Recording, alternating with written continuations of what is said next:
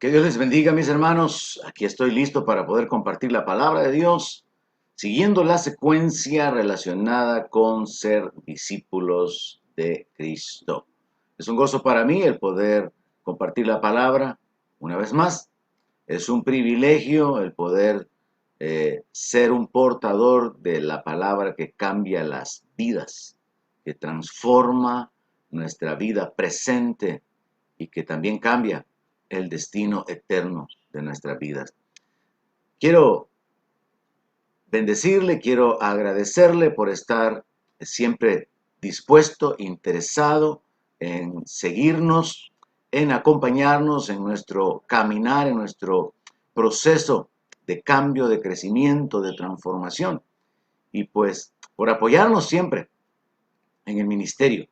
Gracias a todos los hermanos, a toda la familia de la Iglesia Centro Cristiano de Fe y a todos nuestros hermanos de diferentes congregaciones locales que también acostumbran seguirnos y están pendientes de nuestras transmisiones.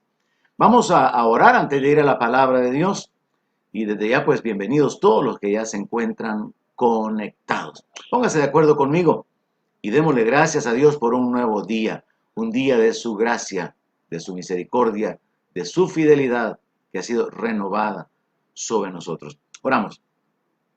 Padre Celestial, queremos agradecerte por la vida, queremos agradecerte por el descanso, por las fuerzas, por la oportunidad que tenemos de recibir de tu gracia, de experimentar tu favor, de recibir, Señor, de tus bendiciones.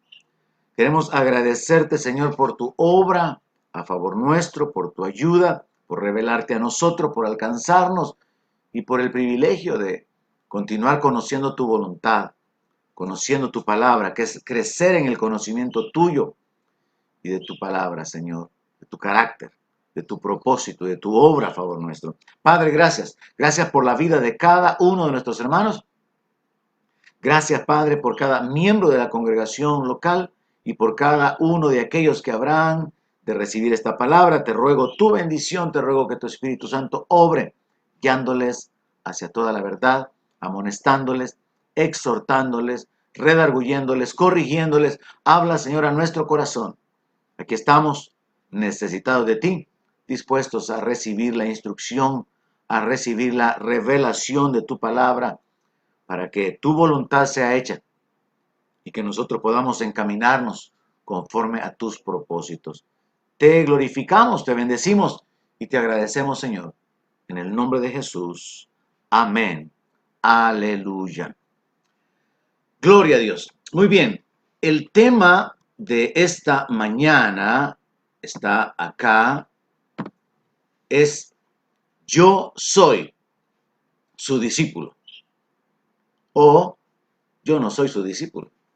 Y la base es Juan capítulo 18, verso 25, donde encontramos que el apóstol Pedro, habiendo sido confrontado con relación a su comunión con respecto a ser parte de ese grupo de seguidores del Señor Jesucristo, cuando lo señalaron y le preguntaron si él era uno de sus discípulos, él negó y dijo, no lo soy. De aquí surge el tema de esta mañana. ¿Somos discípulos o no somos discípulos de Cristo? Y en el caso de Pedro es curioso que hubo un proceso en su vida, en su desarrollo, un proceso que quiero tocar esta mañana bajo el enfoque de la serie en la que me he detenido, hablando acerca de nuestra identidad como seguidores, como imitadores de Cristo. Y es que en el caso del apóstol Pedro, él llegó de la posición de creyente a la posición de ser un discípulo, un seguidor de Cristo, un imitador de Cristo. Pero luego de la posición de discípulo, él fue llamado, él fue escogido para ser un apóstol. Pero siendo un apóstol, que es un discípulo, o era un discípulo de Cristo, escogido para poder ser enviado, en este punto de su historia, él negó Él negó que él era uno de los discípulos del Señor. Entonces, de apóstol, él pasó a una condición de incertidumbre, donde él negó el ser un seguidor de Cristo. Pero posteriormente él es elevado a otra posición, después de que el Señor Jesucristo ha resucitado, y es que él es constituido como un hacedor de discípulos. Así que este es el tema esta mañana. Yo soy su discípulo. Y espero que cada uno de nosotros podamos tener esta confesión, esta declaración. Y que nos alejemos de la declaración del apóstol Pedro, quien dijo, yo no soy su discípulo. Quiero compartirle una historia, una experiencia en mi juventud o en nuestra juventud con mi hermano mayor. Una experiencia que tuvimos dentro del movimiento gnóstico, siendo principiantes, asistiendo a las enseñanzas de este movimiento, que es un movimiento místico, de conocimientos espirituales ocultos que presumen de tener la verdad absoluta. Una de las primeras instrucciones que se nos dio fue, ustedes no anden diciendo que son gnósticos. No digan que son gnósticos, porque ustedes son estudiantes de la gnosis. Ustedes no son gnósticos. Y entonces conectaba esta idea con la negación del apóstol Pedro. Pedro negó ser un discípulo porque él tuvo temor de enfrentar consecuencias si lo identificaban como un seguidor de Cristo. A nosotros se nos dio una instrucción, no digan que son gnósticos, se nos prohibió que dijéramos que éramos gnósticos porque podíamos dejar en entredicho, podíamos poner de una manera en mal o dejar en ridículo a esta organización al mostrar nuestra ignorancia, pues simplemente éramos principiantes que estábamos aprendiendo las bases sobre este movimiento. Entonces, cuando conecto estas ideas, a nosotros se nos prohibió decir, no digan, soy gnóstico. Y Pedro, él dijo, yo no soy su discípulo. Quiero conectar estas ideas para poder hablar un poco esta mañana acerca de lo que debería ser nuestra confesión. Pedro debió haber confesado, yo soy un discípulo de Cristo. Y es que eso es lo que sucede actualmente, que ahora cualquier persona dice que es cristiana. De hecho, hay muchísima gente en el mundo, muchísima gente inconversa que no sabe quién es un verdadero cristiano.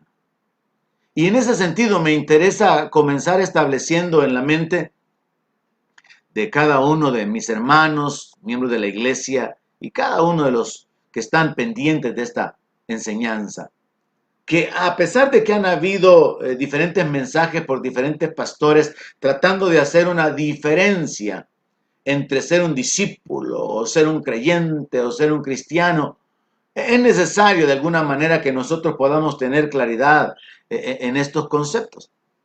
Y es que cuando hablamos de cristianos, discípulos o creyentes, a veces pensamos que todo es lo mismo, pero nosotros podemos ver en la palabra de Dios que, como ya mencioné en el caso del apóstol Pedro, siendo él alguien que había creído en Jesús, fue llamado a ser un discípulo, constituido como un discípulo por causa de su fidelidad.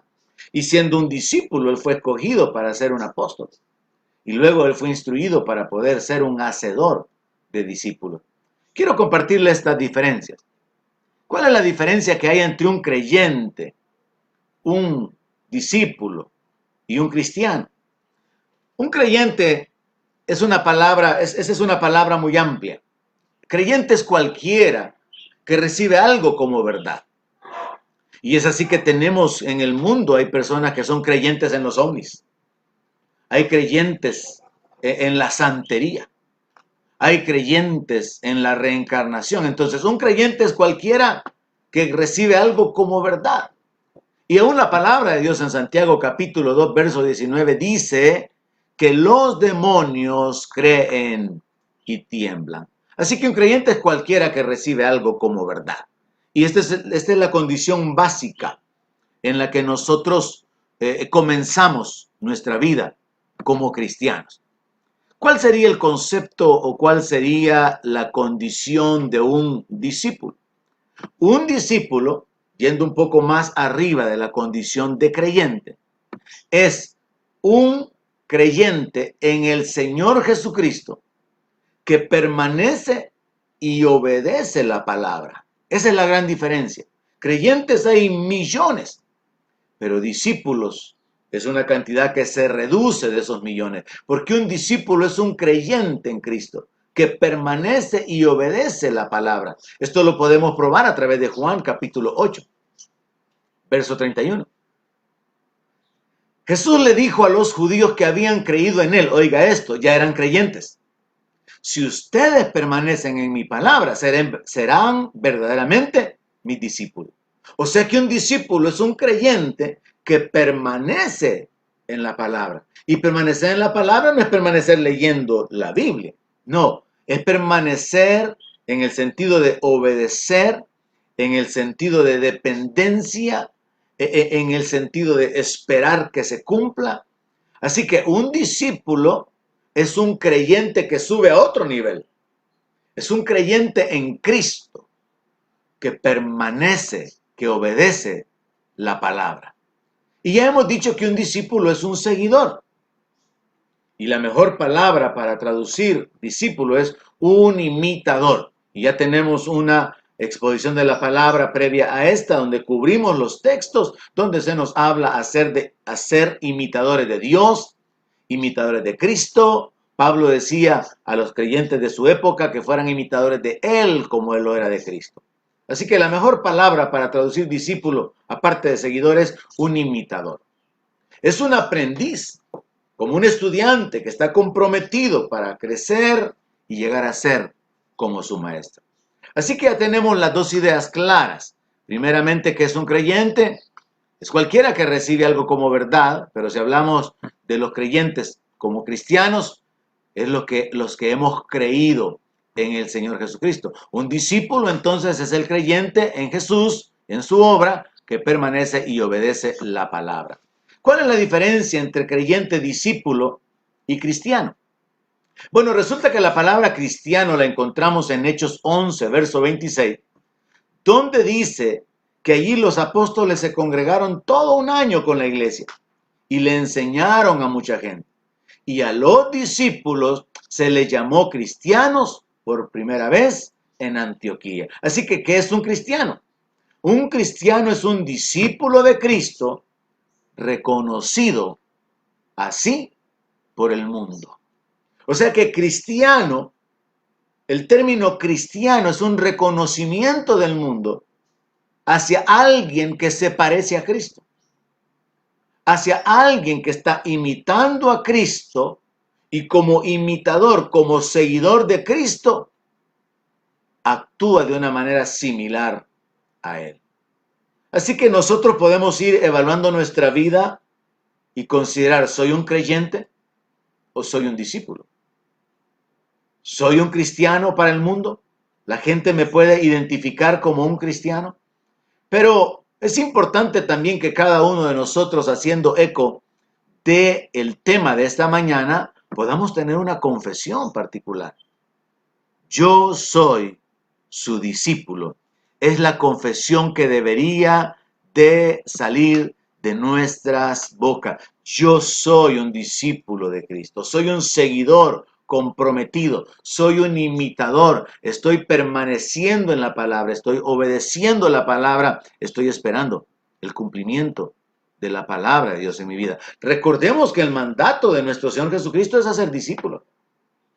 El mandato no era a tener convertidos, a tener creyentes, ni siquiera a ser cristianos. No, el mandato del Señor es vayan y hagan discípulos. Así que yo quiero enfocarme esta mañana en esa realidad espiritual, en esa posición espiritual en la cual de una manera individual cada uno se coloca. Poder declarar, yo soy un discípulo de Cristo. Soy su discípulo.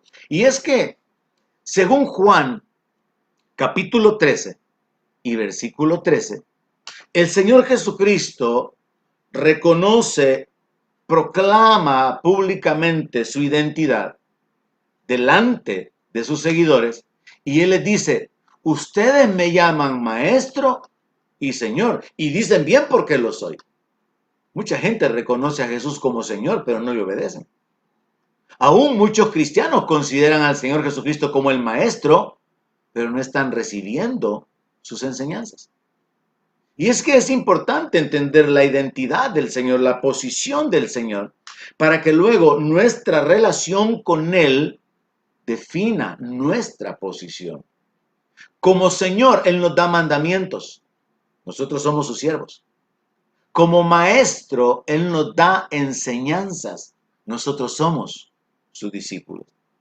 Así que es importante no solamente el confesar a Jesús como el Señor de nuestra vida, sino también reconocerlo como el Maestro. Y es aquí donde yo he querido profundizar a través de esta serie. Entender que las enseñanzas del Señor Jesucristo para nosotros, sus discípulos, tienen como propósito esta transformación. Ir siendo cambiados en nuestro carácter, ir siendo transformados en nuestra manera de vivir, nuestra manera de pensar, nuestra manera de actuar, para parecernos a Él.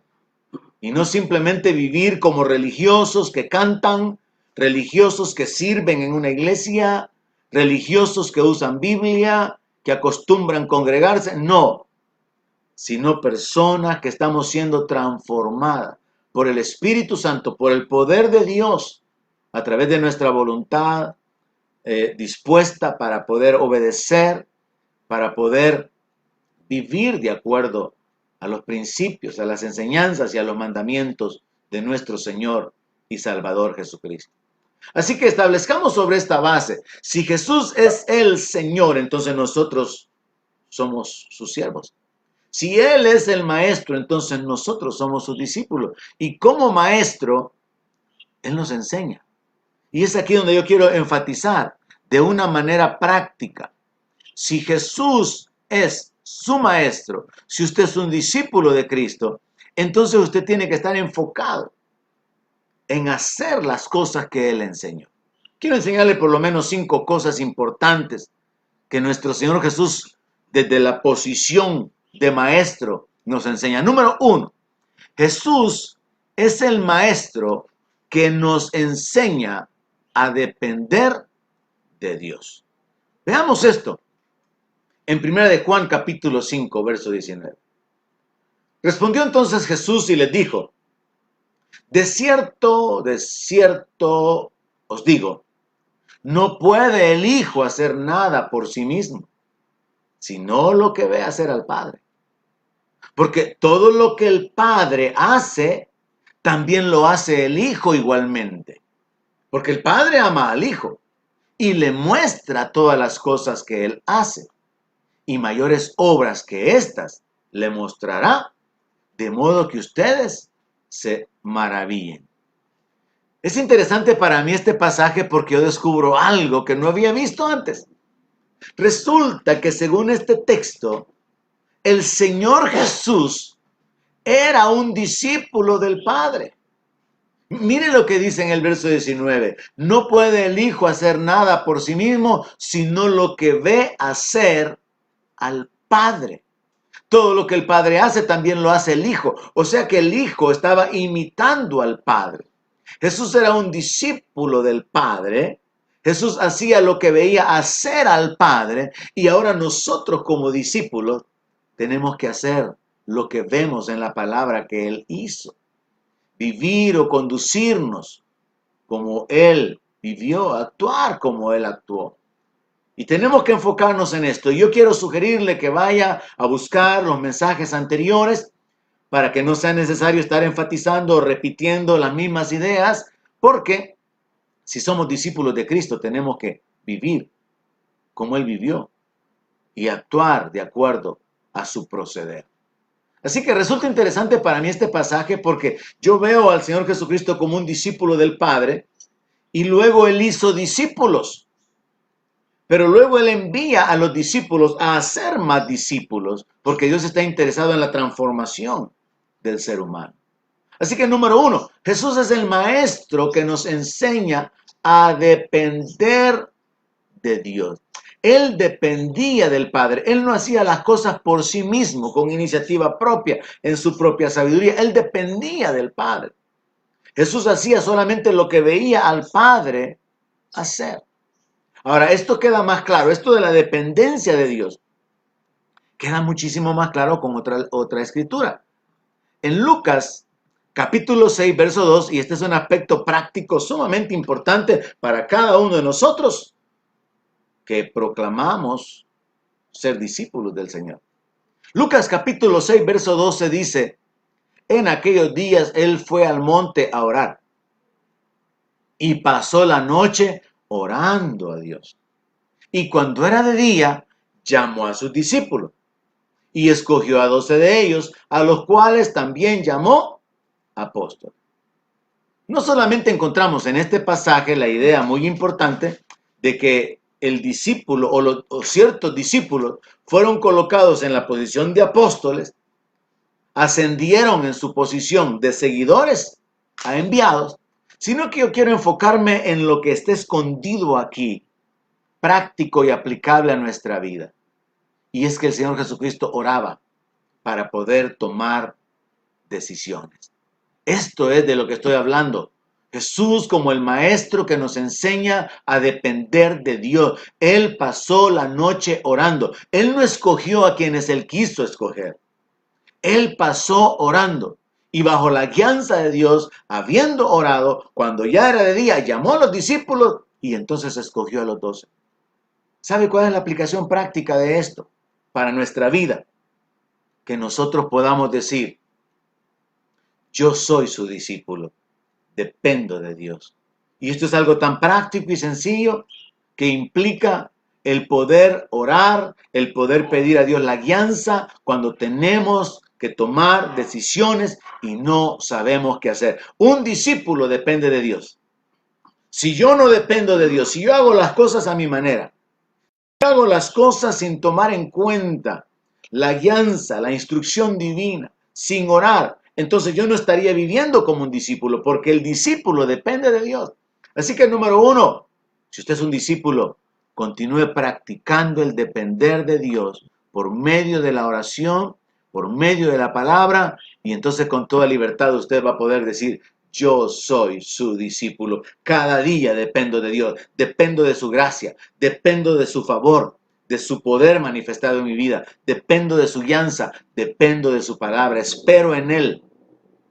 Mi dependencia es completa y absoluta en mi Señor, mi Salvador Jesucristo. Número 2, el Señor Jesucristo es el Maestro que nos enseña a vivir para servir. Esto es algo que muchos creyentes todavía no han descubierto. En el Evangelio de Juan, capítulo 13, verso 14, nosotros encontramos aquella historia donde Jesús le lavó los pies a los discípulos.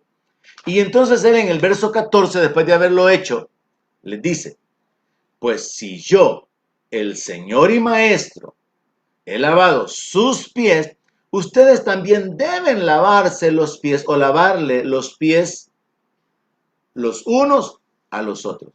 Porque ejemplo les he dado para que como yo les he hecho, ustedes también hagan. Es interesante, esta porción de la Escritura continúa después de la declaración anterior, donde él dice que hacen bien en reconocer que él es el Señor y el Maestro. Y es que como Señor, él dice que debemos lavarnos unos a otros.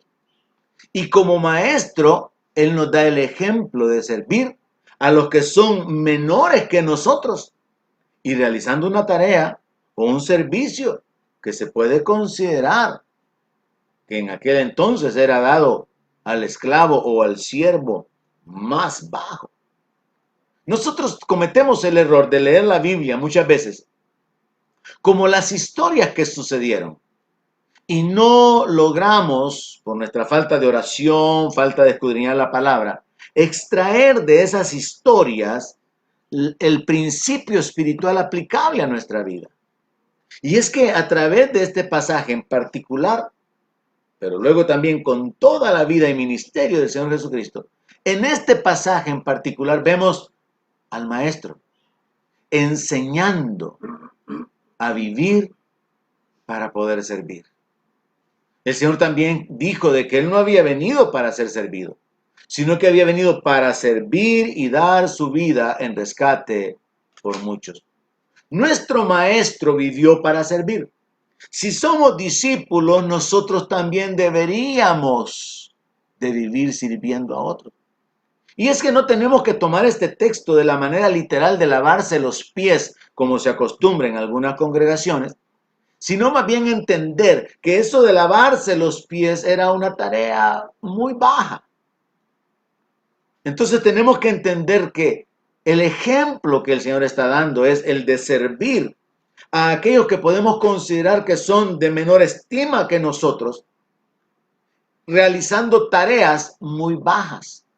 Yo creo que dentro de las congregaciones, a medida que las relaciones se van desarrollando, hay líderes que se sirven entre sí, que se aman, tienen afecto.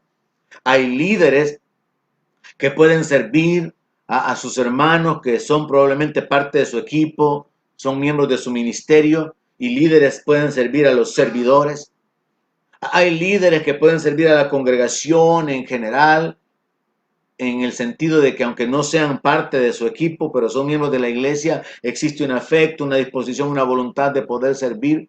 Y es que así tiene que ser.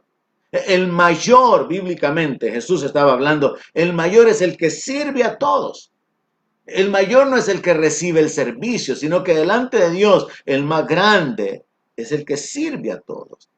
Pero no solamente eso, sino también el que realiza las labores o las tareas que son indignas, que nadie más quiere realizar. Eso es lo que está escondido en este pasaje. Entonces, a menos que nosotros descubramos y practiquemos que nuestra vida, nuestra existencia, tiene que tener como propósito diario servir a otros, ser de bendición para otros, nosotros no podemos considerar que somos discípulos de Cristo, porque Cristo es el maestro que enseñó a vivir para servir. Entonces, todos los discípulos de Cristo tenemos que estar viviendo para servir. Y ahí es donde de nuevo tengo que señalar el error, el pecado de pastores, de líderes que se enseñorean del rebaño, algo que está prohibido por la palabra. Y usan su autoridad para poder dominar a los creyentes y para poder encargarles a los creyentes que les atiendan, que les sirvan. Esos no son discípulos de Cristo, porque Jesucristo es el maestro que enseñó con su vida a vivir para servir. Así que nuestra confesión debería de ser: yo soy su discípulo, vivo sirviendo a otros. Y es que aunque hayan tareas que usted considere indignas de realizar a favor de personas que son inferiores a usted, usted va a poder realizarlas si usted realmente es un discípulo de Cristo. Porque un verdadero discípulo siempre estará imitando a su maestro. Y Jesús es el maestro que nos enseñó a vivir para servir. Descubra el gozo que hay en eso. Le reto. Descubra el gozo que hay de sentirse útil, de sentir que usted es un canal de bendición para otros. Descubra el gozo y la satisfacción de servir a los demás. Es algo en lo que todos tenemos que crecer. No solamente sirviendo a los nuestros, a los de nuestra familia, sino sirviendo aún a aquellos que consideramos indignos, con tareas que quizá nadie quiere realizar, porque en eso Dios es honrado, Dios es glorificado. Estamos imitando a nuestro maestro. Número 3. Jesús es el maestro que nos enseña cómo salvar la vida. Sumamente interesante, porque es a través de las enseñanzas de nuestro Señor, de nuestro Maestro, que nosotros podremos salvar nuestra vida. Es en Marcos capítulo 8, verso 35, donde se encuentra uno de los registros de la declaración de nuestro Señor que dijo: Porque todo el que quiera salvar su vida la perderá. Y todo el que pierda su vida por causa de mí y del Evangelio, la salvará. Jesús enseñó que en realidad perdiendo esta vida vana, esta vida natural, esta vida inclinada hacia el pecado, hacia la carnalidad, perdiendo esta vida apegada al mundo materialista, es como salvamos la vida. Es algo contradictorio, es algo paradójico el pensar que la vida se salva perdiéndola. Pero recordemos que en el reino hay muchas cosas que son todo lo contrario de como son en el mundo natural. Leo de nuevo, el que quiera salvar su vida la va a perder. Y el que pierda su vida por causa de mí y del Evangelio, la salvará. Jesús está diciendo, el que quiera salvar su vida la va a perder. Gente que esté enfocada en su salud, en su bienestar, en la economía, gente que esté enfocada materialmente, al final, hagan lo que hagan, van a terminar perdiendo su vida. Pero por el otro lado, el que pierda su vida por causa de Cristo, por causa de seguirle, por causa de creerle, por causa del Evangelio, ese al final la va a salvar. Así que según esta declaración del Señor, cuando nosotros perdemos nuestra vida por Él y por el Evangelio, en realidad la vamos a salvar. Y el Señor Jesús habló de que si alguno quería venir en pos de Él, tenía que negarse a sí mismo. Tenía que seguirle, tenía que tomar su cruz. Eso es lo que muchos creyentes no han hecho para ser elevados a la condición de discípulo. Si un discípulo es un creyente que está permaneciendo en la palabra, que está imitando, que está obedeciendo, el creyente tiene el problema de que aunque él reconoce y confiesa o confesó a Jesús como el Señor de su vida, no quiere tomar su cruz. Desgraciadamente tenemos muchos movimientos cristianos o muchas iglesias predicando un evangelio sin cruz. Un evangelio del éxito, de la comodidad, un evangelio centrado en el bienestar de la persona, un evangelio mezclado con humanismo. Ese no es el evangelio de Jesucristo. Él habló acerca de perder nuestra vida por Él y perder nuestra vida por causa del evangelio. Eso significa estar dispuestos a ser rechazados, menospreciados y en el caso de miles y miles de nuestros hermanos en el oriente, perder su vida a través de la persecución, ser asesinados por permanecer en la fe. Perder la vida por causa de Él significa también, ya no disfruto de este mundo, ya no me involucro en todos los placeres que a mi carne le agradan. Y es por eso que personas del mundo, cuando ven a una persona creyente, un hombre o una mujer con algunas virtudes o cualidades físicas, han expresado esa famosa frase, qué desperdicio de hombre, qué desperdicio de mujer, porque consideran que está desperdiciando su vida, pudiendo disfrutarla, cuando es al revés. Ellos están perdiendo su vida. Y llegará el momento en que se van a dar cuenta de eso. Y nosotros como creyentes aparentemente no estamos disfrutando del mundo, estamos perdiendo la vida, pero la vamos a salvar. Así que nuestra tercera declaración está conectada con esta verdad. Yo soy su discípulo, estoy perdiendo mi vida, no vivo para mí. Y aún a pesar de esto, Dios me bendice, me permite disfrutar de las cosas, porque el apóstol Pablo escribió que Dios nos da las cosas abundantemente para que las disfrutemos. Entonces resulta paradójico que los que están disfrutando de este mundo terminan con las consecuencias del pecado. Los que se involucran en los vicios, en las adicciones, tienen que padecer las consecuencias de esa adicción y al final van a perder su vida. Nosotros que hemos escapado y que hemos huido de esa corrupción que hay en el mundo, no solamente somos librados de los padecimientos o consecuencias de las adicciones y de los vicios, sino que aunque aparentemente estamos perdiéndonos de disfrutar las cosas que hay en el mundo, en realidad nuestra vida está siendo guardada. Así que la declaración número 3 tendría que ser, yo soy su discípulo, estoy perdiendo mi vida, ya no vivo para mí. Y entre paréntesis, y a pesar de esto, Dios me permite disfrutar la existencia, disfrutar la vida. Me rodea con su gracia, me rodea con sus bendiciones.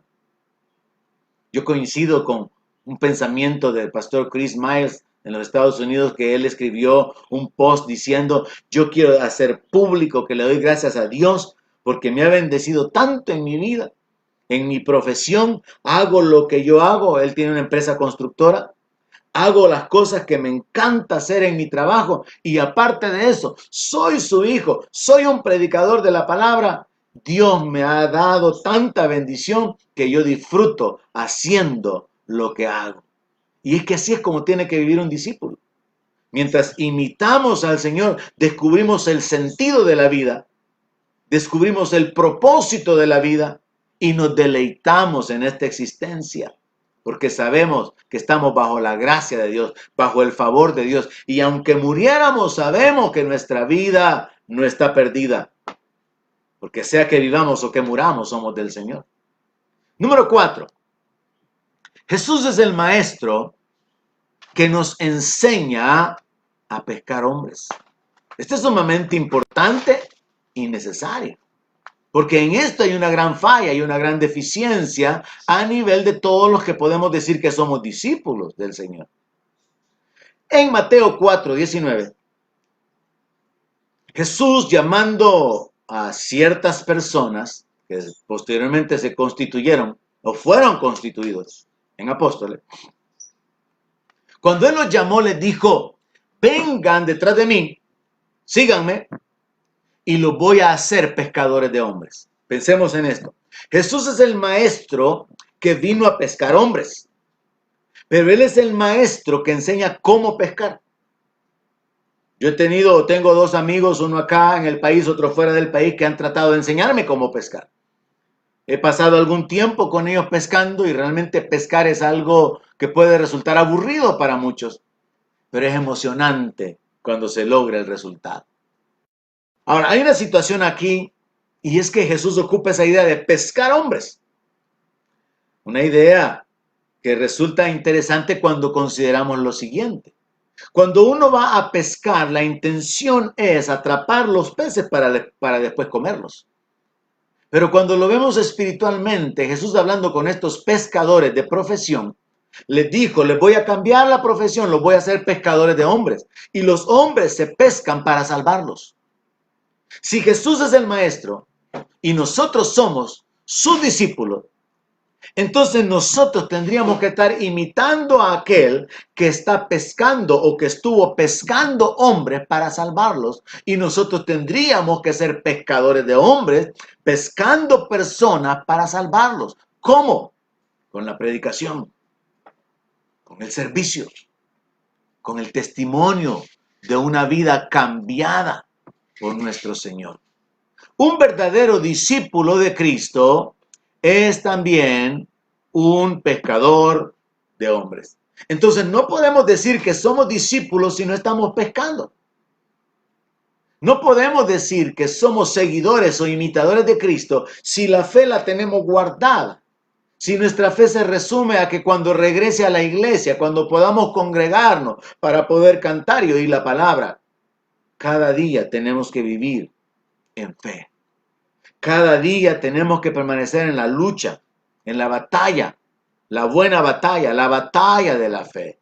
Cada día tenemos que vivir como discípulos, hablando la palabra, dando esperanza, anunciando el reino, predicando a Cristo, predicando su muerte, su resurrección, anunciando que hay perdón de pecados. Y no hay como pretexto, o no es válido el pretexto, de que por lo limitado de las relaciones sociales actualmente, por el distanciamiento social que hay, no existe la oportunidad de testificar.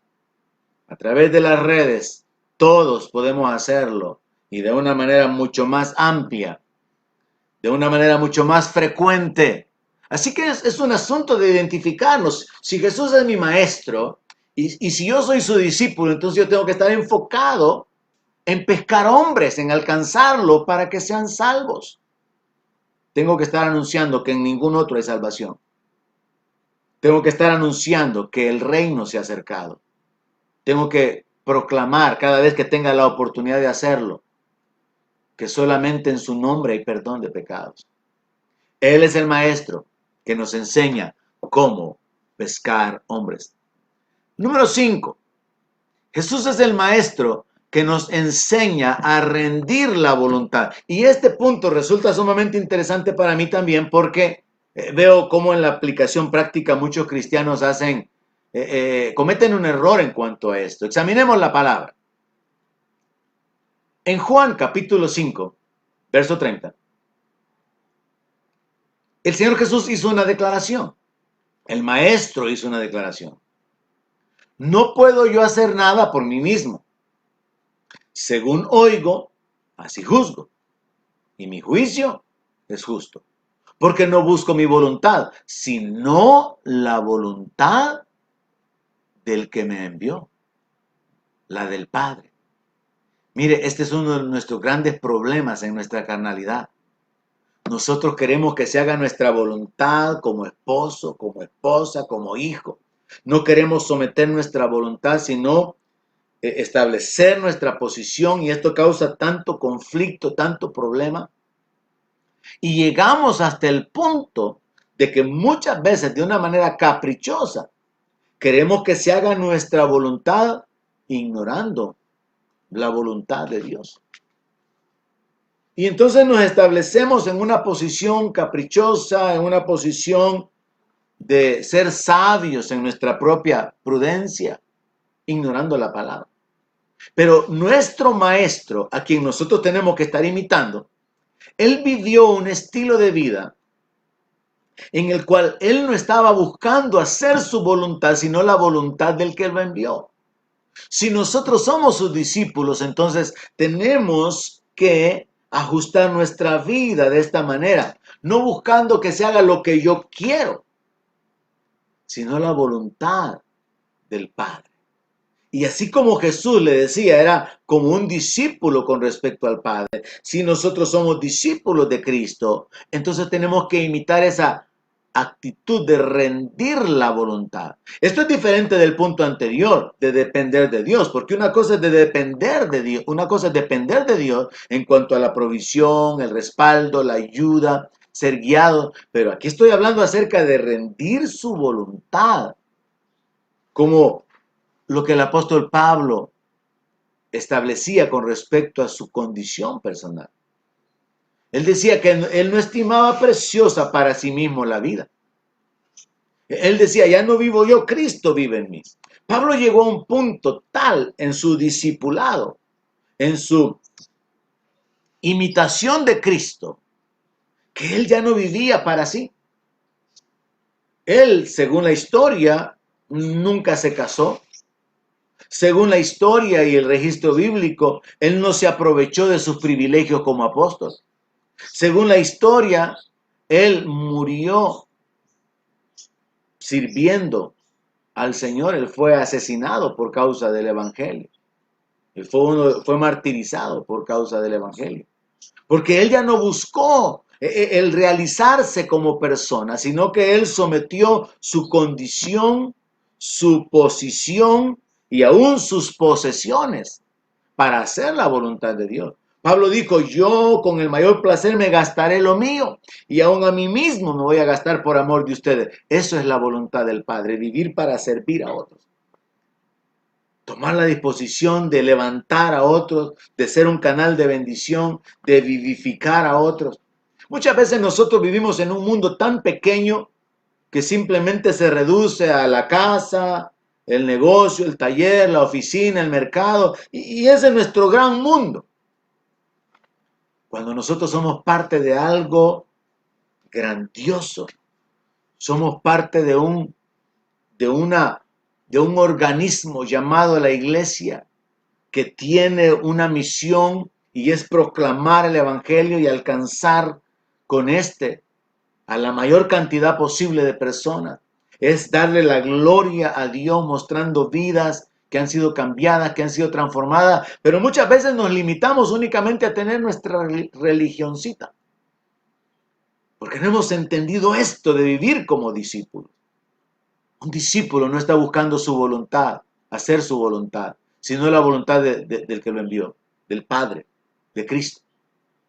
Un discípulo puede poner su profesión a la disposición del Padre, para glorificar al Padre con su profesión. Un discípulo puede poner sus posesiones, sus recursos, sus finanzas a la disposición del reino, para hacer conforme Dios le guíe que haga con sus finanzas y sus recursos, porque ya no está buscando su voluntad. En Lucas capítulo 22,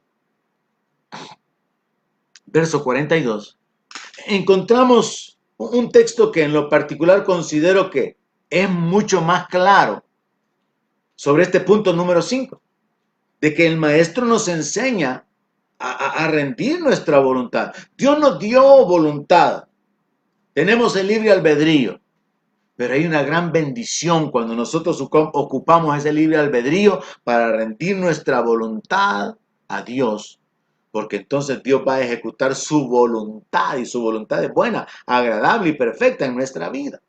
Voy a tratar de explicárselo. En Lucas capítulo 22, verso 42, la noche en que el Señor Jesucristo fue entregado, capturado, él estaba en gran agonía. Y él estuvo por lo menos 3 diferentes tiempos, que se cree que fueron de 1 hora, en oración. Y se registra en los evangelios que esta es una petición en la cual el Señor insistió en esa hora de agonía, en ese tiempo de angustia. Padre, si quieres, pasa de mí esta copa, pero no se haga mi voluntad, sino la tuya. Este texto ha sido utilizado muy, pero muy mal por muchos cristianos cada vez que oran. Como no tienen la fe para poder pedir algo específico, o por ignorancia realmente de cuál es la voluntad de Dios y dónde se puede orar de esta manera, muchos cristianos oran pidiéndole a Dios por salud, bendición, respaldo, por diferentes cosas. Y al final le dicen, y Señor, que se haga tu voluntad. Pero se ha sacado del contexto de donde realmente esta frase se utilizó correctamente. Jesús es el maestro que nos enseña a rendir nuestra voluntad a la voluntad de Dios. Y usted no puede orar, Señor, que se haga tu voluntad, a menos que usted sepa cuál es su voluntad y usted renuncia a ella y le dice a Dios, Señor, que se haga como tú quieres. O sea, no se trata de que usted teniendo a una persona, a un familiar que está ahorita mismo enfermo, usted ora, Padre, si es tu voluntad, sánalo. Y si es tu voluntad llevártelo, llévatelo. No, no, no. Esa es una oración incorrecta. Porque la Biblia dice que la oración de fe salvará al enfermo. Entonces hay que orar con fe para que el enfermo se sane, sea levantado. Usted no puede orar sin fe porque no va a recibir. Tiene que tener fe en lo que está pidiendo. Pero la aplicación de rendir la voluntad nuestra al Señor es realmente una aplicación práctica en la que yo entiendo cuál es la voluntad de Dios y cuál es mi voluntad. Y cuando hay un conflicto entre mi voluntad y la voluntad de Dios, yo cedo y le digo a Dios, Señor, que se haga tu voluntad. Por ejemplo, está escrito, la voluntad de Dios es la santificación nuestra. Nuestra voluntad, nuestro interés, nuestro deseo carnal es disfrutar del mundo, inclinarnos a los deleites de la carne. Entonces, la voluntad nuestra nos inclina hacia la carnalidad. La voluntad de Dios, el deseo de Dios es nuestra santificación. Entonces usted renuncia a su voluntad, usted renuncia a continuar prestando sus miembros a la iniquidad y usted se somete presentando sus miembros a la justicia. Aquí es donde se aplica, no se haga mi voluntad sino la tuya. De manera que no es correcto que usted continúe orando en términos generales, Señor, que se haga tu voluntad. Porque es solamente en el contexto de que usted renuncia a hacer las cosas según su capricho. Cuando hay un conflicto entre lo que usted quiere y lo que Dios ha dicho que Él quiere. Otro ejemplo sería perdonar. Dios quiere, Dios nos manda a perdonar. Dios nos obliga, voy a decirlo de esa manera, a perdonar diciendo, si ustedes no perdonan, tampoco ustedes van a ser perdonados. Entonces un discípulo de Cristo tiene que perdonar. Jesús como maestro nos enseña a perdonar, pero como Señor nos manda a que perdonemos. Ahora, en mi voluntad puede estar, yo no quiero perdonar. Me siento tan herido, tan lastimado que yo no quiero perdonar y es más, yo no puedo perdonar. Ahí está el conflicto. Mi voluntad, lo que yo quiero hacer y lo que Dios quiere que haga. Y de tal manera Dios nos guía, nos induce hacia el perdón que en el Padre nuestro incluyó. Perdona nuestras ofensas, así como nosotros también perdonamos a los que nos ofenden.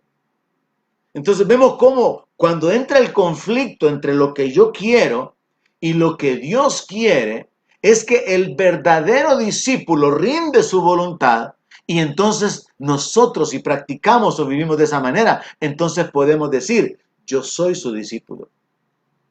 Busco la voluntad del Padre y no la mía. Así que tenemos aquí, hermanos, algunos aspectos en los cuales podemos reflexionar y considerar en qué consiste verdaderamente nuestro discipulado. ¿En qué consiste verdaderamente el ser discípulos del Señor Jesucristo? Y mi intención, hermanos, es que llevemos esto a una realidad práctica. Pedro negó que él era discípulo de Cristo. Nosotros deberíamos de confesarlo todos los días, pero deberíamos de confesarlo no como se ha hecho común, que cualquier persona declara que es cristiano, que es un creyente, sino que habiendo entendido que hay una diferencia entre creyente, discípulo, cristiano, tenemos una identidad y podemos reconocer cuál es nuestra posición como imitadores, como seguidores de Cristo. Él es nuestro Señor y nosotros estamos en ese proceso de imitarlo, de ser transformados, de ser cambiados a través de seguir su ejemplo. Entonces, concluyo recordándole, si usted es un discípulo, usted tiene que vivir dependiendo de Dios y una de las mejores formas de depender de Dios es orando para tomar decisiones. Una segunda forma en la que usted muestra que usted es un discípulo es usted vive sirviendo a otros, no solamente a sus hijos o a su familia, sirviendo a cuantos pueda y de la manera que pueda y aún de las maneras más bajas que se pueda considerar. El servicio que usted brinda a otros, eso honra a Dios, eso glorifica a Dios, porque usted está siendo un discípulo, un imitador de Cristo, el cual siendo en forma de Dios no estimó el ser igual a Dios como cosa que aferrarse, sino que se despojó de esa gloria. Despójese de su gloria. Rebájese para servir a los que usted puede considerar indignos. Rebájese para servir con tareas que se pueden considerar despreciables. Todo aquello que va a causar que Dios sea glorificado. Recuerde que el Maestro nos enseña cómo salvar nuestra vida y es perdiéndola. No es disfrutando de este mundo, no es amando este mundo, sino al contrario, es apartándonos del mundo, huyendo de la corrupción, no disfrutando nuestra vida acá, sino viviendo en esa negación, en el tomar la cruz para crucificar nuestras pasiones. Un verdadero discípulo está perdiendo su vida cada día. Un verdadero discípulo está pescando hombres. Y pescar es algo que toma mucho tiempo y a veces, aunque vamos a pescar, no pescamos nada. Pero la tarea de pescar es ir a tirar la red, ir a tirar el anzuelo, y su tarea como un discípulo de Cristo sería anunciar el nombre de Cristo, anunciar que hay perdón de pecados, anunciar la resurrección, anunciar el reino y con su testimonio y sus buenas obras testificar de una vida cambiada. Y finalmente, cuando haya un conflicto entre su voluntad y la voluntad de Dios, aprenda a decirle al Señor, Señor, renuncio a mi voluntad, voy a hacer lo que tú quieres que haga. Que sea a tu manera y no a mi manera. Y deje esas vanas oraciones donde usted ora sin fe y luego le dice al Señor, Señor, haz tu voluntad. Porque no se aplica, no es correcto, no tiene sentido no habrá ningún resultado. Así que como discípulos de Cristo, cada día tenemos que aprender a reconocer cuál es la voluntad de Dios y someter nuestra voluntad para hacer lo que Dios quiere que nosotros hagamos. Como siempre, hermano, medite en las Escrituras, haga sus propias notas, profundice un poco más y que el Señor le dé sabiduría, que el Señor aclare sus pensamientos, porque lo que estoy compartiéndole son aspectos prácticos del cristianismo. Es mi deseo que usted pueda, con toda libertad, con toda propiedad moral, decir, yo soy su discípulo. Que usted pueda proclamar, yo soy discípulo de Cristo. Busco la voluntad del Padre. Estoy pescando o tratando de pescar hombres. Estoy perdiendo mi vida. Vivo para servir a otros. Y estoy dependiendo de Dios en todas las áreas de mi vida. Esto es el cristianismo práctico. Que Dios le bendiga, hermano. Que Dios continúe obrando en su vida. Ese es mi deseo y mi oración por usted. En el nombre de Jesús. Amén.